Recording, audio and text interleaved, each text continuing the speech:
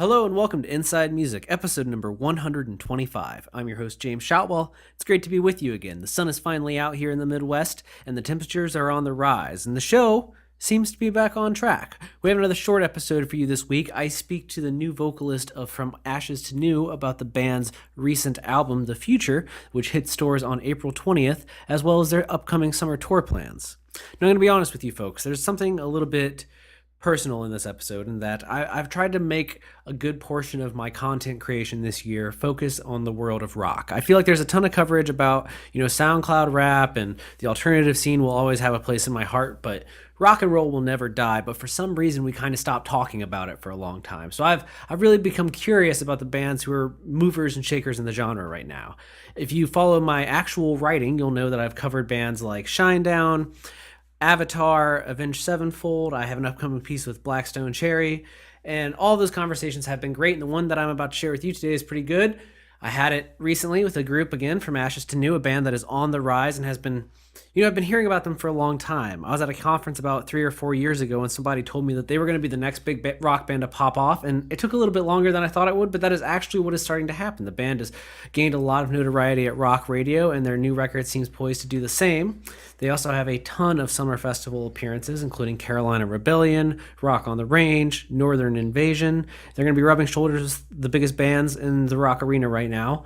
And the future looks bright. So in this conversation, we talk about those things. But I want to make something clear. Not every episode of the podcast can be a deep dive into somebody's artistic side, or maybe their creative process, if you will. Some people just don't open up in that way. And when people get into the rigors of the promotional cycle and they've been scheduled to do 40 interviews over a week or over 2 weeks or whatever it happens to be, sometimes it's just they have a job to do, and maybe they don't want to go that deep. If I'm the first or third or fifth interview in a day that has 12 interviews, the chances that we're going to go that deep in the limited amount of time we have is it's a little rare, but that doesn't mean the conversation isn't as great. I'm just telling you that now because today's conversation is going to come across as pretty promotional, and it is, but we do have a little bit of insight into the band and how they're thinking about the future and where it's going. I think it's interesting, especially when you listen to what From Ashes to New are doing. They're creating this style of rock that combines, the Linkin Park rap rock aesthetics with something definitively more modern and borrowing kind of from the heavier scene alternative world. And kids seem to love it. Like, kids are eating it up. Older audiences, not quite there yet. But if the band has a really good radio single, and I think they have that on this album, then the conversation is going to start to change, and it will start to change very quickly for them. Before we get to the conversation, I do want to tell you a few quick things. First and foremost, this episode of the podcast is brought to you by Holix, the music industry's leading promotional distribution company. What that means is that Holix works with record labels, independent publicists, and artists from all over the world to share new and unreleased music without fear of piracy. To find out how they do that and gain access to a free 30-day trial, you can visit them online at holix.com. That's HAULIX.com. I also want to encourage you to follow the podcast on Twitter. It's at Inside Music Pod or at Inside Music POD. We post updates regarding the show, as well as news and advice regarding life in the music industry.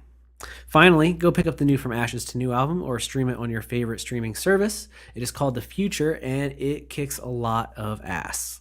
I'm going to play a little bit of it for you right now, and then we're going to get to the show. Thank you so much for listening. We'll be back again soon with another conversation. I'm standing in the dark.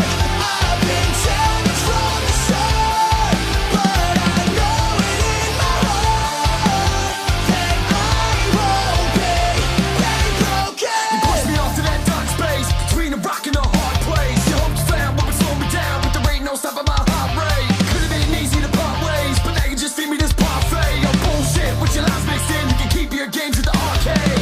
It's nothing new to me. What you do to me? I've seen it all time and time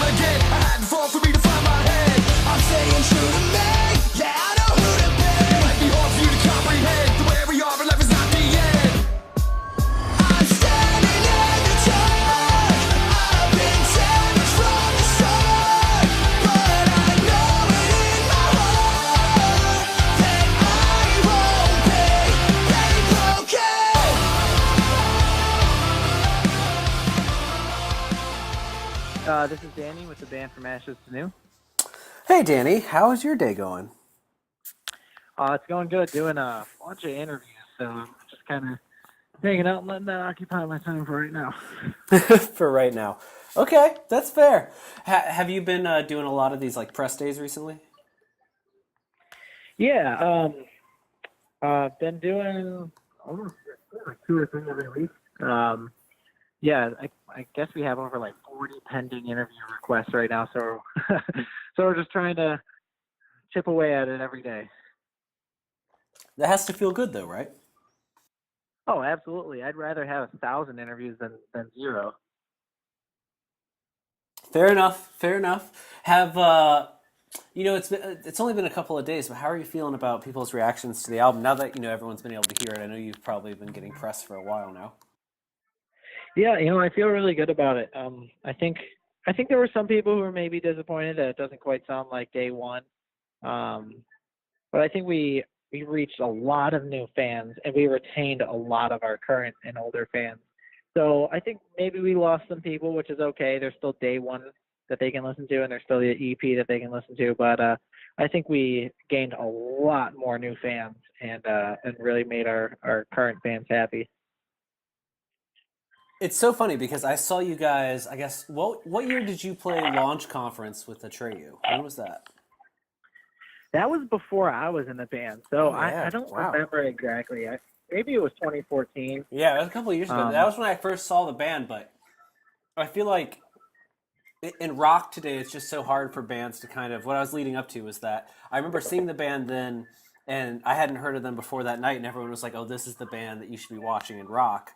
And here we are, however yeah, many years later, and I still hear that when I go out. Like when I was just at launch conference again a couple weeks ago, and somebody yeah, and now the band is one of those bands that they're like, who played here before they were like huge, from Ashes to New. And it's like, they've graduated. Now they're like, you should be here because you could be the next From Ashes to New. And I was like, oh, that's cool for those right, guys. And I right, like seeing, like, it's cool because as the album's been kind of coming up the last couple of weeks, it's interesting how the band is able to constantly generate a new wave of like, you need to check this band out.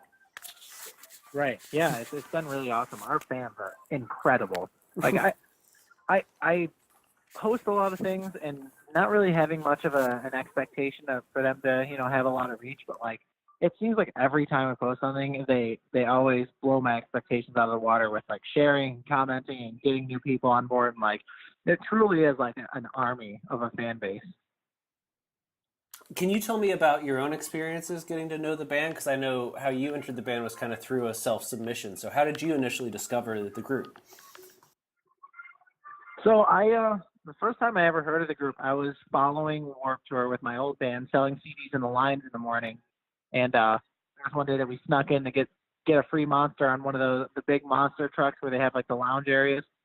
And I was waiting in line to get on because they can only have so many people in there at a time. And Cabash's new set was just starting. So they had their intro and then they came out onto the stage. I was like, this is kind of different for Warped Tour. I mean, it's not too different to where it shouldn't be here. But I was like, but this is a nice change of pace. I was like, this is pretty cool. So that was the first time I had heard of the band. And then months later, Matt reached out to me and asked me to do a submission for the band because they were looking for a new singer. And I was like, that's so crazy. I literally never heard of this band until I saw them on Warped, and now Matt's reaching out to me. I was like, that's pretty cool. That is very cool. And how have you felt, kind of with the album out there and people being able to hear your contributions to the band with this record and everything like that? Do you feel like the audience at large accepted you the way you felt? I mean, it has to be weird to kind of enter a band that you already know has like a lot of hype as being like this new big band, and you entering the fold definitely kind of presented like it could go either way moment. And Yeah, what was really cool is when they first announced me, I kind of prepped myself and I was like, there's no way I'm going to please everyone. There's always going to be someone who either doesn't like me or doesn't like my voice for whatever reason, and that's okay. And I was just prepared to handle it. And when I was first announced, like I saw maybe like one kind of halfway negative comment, and that was it. Everyone else was like stoked, and it was like the greatest feeling in the world. And then, when we started to put out more material and started to release music, some more of those people came out that, weren't necessarily supportive, but for the most part, everyone's been super cool. And, the thing that I like to tell people is that, like, the band, whether you like it or not, lost the singer. So the band can either die right there and never play again, or you can accept someone new to take the torch and continue the band and do the best job possible that, we can do. Those are the two options. So hopefully people can just like appreciate that, the band is still pushing out the best content that it possibly can and is always going to work hard. Can you talk a little bit about, I guess, the changes going into this album? Because you already kind of mentioned them, that there are some changes compared to the previous material and stuff. Creatively, in the group in the studio, I mean, I think there's going to be people who are going to be like, well, there's a new guy, so obviously he's the reason that things changed. But like when you came into Right. when you came into the band, were they already kind of like, this is what we're going to do next? Yeah, for the most part, but I had plenty of input to put in, and I was allowed to voice my opinion, and it was always met with level-headed, thinking. So there were some times where something I wanted to do was put in. There was other times that it wasn't put in, and it was always a very democratic group effort. We always kind of weighed in and kind of, as a group, decided what was best. So, like, that's funny that you mentioned that. For people who think that I just came in and changed everything, like, that's the most insane thing I've ever heard in my life. Like, no established band is going to let just some guy come in and just completely rewrite the name of the band and completely change the direction. That is just never how anything ever would work. I like that. Just not how anything ever would work. That's true, though. But I mean, that's just how it goes. I think it's good to dispel those rumors. Yeah, absolutely. I would never feel comfortable with doing that anyways. And like, it's like if anyone, thinks that like the band sounds this way and took this direction and wrote these songs because of me and what I brought to the table, like, that's just wildly false. Half of these songs were already written instrumentally before I even came into the band, and a couple of them had already even been done vocally. Like, I really got to work only on about, I'd say, like 60 to 70% of the album. And even the songs that were already pretty much done, I, tried to put as much input as I possibly could. But yeah, there was stuff that was already done. So if people have an issue with it, then they would have had an issue whether there was a change or not. I like that. When are we going to get to see some more videos from you guys? I know Day One got like 5 music videos. So is the future going to get a ton of videos? Man, I hope so. I don't know yet, but I hope so. I loved shooting the video for Crazy. I think what we're doing right now is releasing a bunch of lyric videos. Hopefully we'll do 1 or 2 more music videos. That would be really cool. As of right now, we're focused mainly on the album's release and then the touring that we're going to be doing. And I don't know, hopefully in some of our off time we'll have time to shoot a video. That would be really cool. Speaking of the touring, I mean, you guys are pretty much, the album's out now, so you just go on the road for the next 18 months of your life? Is that pretty much the future? Yeah, for the most part. I mean, we're going to be doing as much press to push the album as much as possible, and then hopefully, more videos to stretch the release as far as we can. And yeah, it's all about just promoting the album as much as possible and getting it out and into new ears. So, yeah, probably for the next year and a half, we'll be doing as much touring as possible. Hopefully it won't be nonstop. Everyone likes to go home and spend a small chunk of time with family here and there. But for the most part, yeah, we'll be on the road. That's exciting. Do you have a festival in particular? I know that we're gearing up for that. The loudest month of music is kind of underway already. We got all those festivals kind of back to back, and you guys are doing Carolina Rebellion. You got Northern Invasion, yep. Rock on the Range. Is there one in particular you're looking forward to? I'm looking forward to Carolina Rebellion. I think I can say this because someone already, I think, messaged me a little bit earlier and said what stage we were on, and I don't think this will be out until we play that. Yeah, anyways. They it's dropped probably gonna be out in like a week. Yeah, they put out set times today, so yeah, that's good. Yeah, okay, so we're on one of the main stages, which is cool as shit. So I'm really stoked for that one, especially because my only full blood brother lives down in North Carolina, and I'm going to have him and his wife out, and my dad is even driving down from New York to be at that festival. So I have a really special place in my heart for that one because I love North Carolina, and I'm gonna have family coming out to visit, and we're playing on the main stage, so it's just gonna be awesome.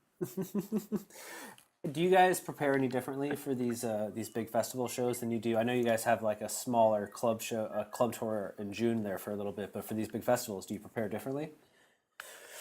Yeah, I mean, for the festivals, we're probably only gonna have 30 minutes, so we really have to think hard about what songs we're gonna play. For the club shows, we're gonna have a lot more time, so we can play pretty much everything that we want to play. So we prepare a little bit differently, just based on the set time. We put them in the order that we feel has the most energy, and we'll get the best response out of people. That's really the only difference. Either way, we go out there with the same mentality of doing the absolute best that we can. Absolutely. And you guys play. I'm actually looking at the set times now off the top of my head. Yeah, you guys play at like 12:50 p.m. on a stage that also has Black Veil Brides, Asking Alexandria, Five Finger Death Punch, and Hailstorm. That's pretty crazy. Yes, yeah, that is pretty nuts. I mean, and on another note, like playing with all these bands is amazing, and it's pretty much a dream come true for me to be able to share the stage with all these bands. But there's one band in particular that we're playing one or two festivals with, I believe, and that's Avenged Sevenfold, and they have been a huge inspiration to me since I was 17, all the way up until a couple of years ago. I haven't really listened to them too much lately, but that was a band like I had completely accepted in my heart I'd never be able to play with, because by the time I caught up to them, they'd be retired, or I would just never even get to the point where I could share a stage with them because they're just so huge. And so to be able to play these festivals and to share a stage, or even just a show with them, it literally blows my mind. Have you gotten to see them before? I've seen them live. Yeah, I went to a show of theirs in Syracuse a few years back, or a couple of years back, and it was amazing. They always put on an amazing show. Oh my gosh, I saw them in January, and I think the first three songs took like 21 minutes or something. It was crazy. Wow. Yeah. Their newest album it was very experimental, and they have a bunch of long songs and like lots of cool different styles in it. I kind of respect that though, like to come out the gate and do like in that case it was like three songs that were each over 6 minutes long to open a show. It's just like that takes a little bit of balls. Oh yeah, yeah, they are. I think that's why they're as big as they are, is that they do what they want, and they just write badass music.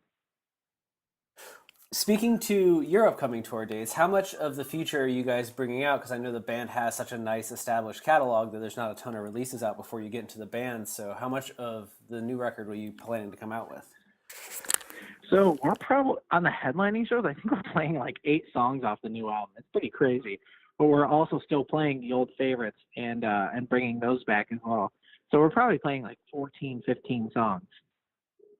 That's great. And like half of it's going to be all new stuff, and then the other half is going to be older stuff. Wow. That's pretty exciting though. Yeah. So Yeah, absolutely. so you guys have the festival run, then you do the club run. Goes through, is it June, and then is it June all summer? Does it go through June and July? How far does that Yeah, it run? goes from June 4th to July 6th. Okay. And then a short break before the next chapter starts, I assume hasn't been announced yet? Yeah. Yep. We're figuring that out currently, so we'll see what we get. So for you, being the first album you've done with the band, knowing it's the band's second record, like what are you hoping, I guess, what are you hoping comes out of this year? I mean, the album's out already. From what I can tell, I did some I did some Twitter searching today, just searching, people reactions to the album and stuff. Seems like Yeah. seems like people are digging the record. So for you, like, what do you hope comes next for you guys? I've got, this is already more than I ever could have asked for. I've got absolutely no expectations. I can only hope that this goes as high as we can possibly take it, and wherever that takes us, I'm perfectly okay with. So, the whole band has a really strong and sports-like mentality, and we want to be the best that there is. But as far as expectations, like, I'll take whatever we get, and that'll make me happy. I think that's a good response. Stay humble, right? Yeah, dude, absolutely. Well, we've heard, there's the single off the archive, and people have been digging it recently. But for you, if you guys do get to make another video, like, what do you hope? What do you hope you get to push next as like a big proper single push? Oh man, I'm hoping for Broken. I like that choice. I like that choice. Broken's a good choice. Yeah, it seems like everyone just had everyone kind of said that like they loved all the songs, but they did have a feeling about Broken. So we're thinking about that. Another song I feel like is a really great song just because it is very different is My Name. Mm-hmm. But I don't know if that would necessarily fit on rock radio because like the first 50 to 60 seconds is like straight up rap, no instruments except for software stuff or like electronic stuff. So I don't know if that would be received well like on rock radio, but that would be such a great song I think to really reach new people as well. That and Forgotten. Forgotten is that was one of the first songs that the guys showed me. They showed me one track and I was like, that was really cool. And then they showed me Forgotten. I was like, that song is fucking awesome. How complete was it? So any of those three would be great. It had all the instruments done for the most part, except for the bridge. And then the first verse and the chorus was written. Nice. So I had a hand in writing the second verse and then the bridge and like kind of completing the song. But like when I first heard it, I was like, that song's really cool. I was like, that other song was good, but this song's way better. I noticed that Broken is like trending really high on like Spotify and some of the streaming services for the band's most popular songs. So when you said that, I'm glad you noticed. Yeah, that one seems to be taking off. That one and My Name's doing pretty well, but Broken. Yeah, Broken is killing it. And you know what's funny is that when we were writing that song before we went to the studio, we felt like that was going to be the lead single. We were like, this has got to be the song that we lead off with. But the label felt otherwise, and they wanted us to push out one more song, and Crazy was the one that we pushed out. And they're like, yeah, we really like the song. Let's go with this. And we're like, all right, let's do that. But yeah, I think Broken is kind of speaking for itself now because it's crushing everything. And where did that song like come from? Was that already in development when you came into the band, or is that one you played a part of from the ground up? That was a song that had the instrumentals pretty much like 3/4 of the way written, and Matt and I wrote the chorus together. So we wrote it lyrically and melodically together, and then he worked up a first verse, and we had a pretty good idea of what it was going to sound like. And that's when we were like, yeah, this is going to be a good song. This is going to be big. And apparently the fans seem to agree. Yeah, that was a song that we announced myself with. We used that song, and everyone seemed to love it. Like, this sounds awesome. Like, this is great. Like, we had like 99% positive feedback from it. That was another reason we really, really wanted to make that a single too. So I'm hoping that is the next song we roll with. Well, I hope that as well. Now, let me ask you this: do you live in Lancaster now?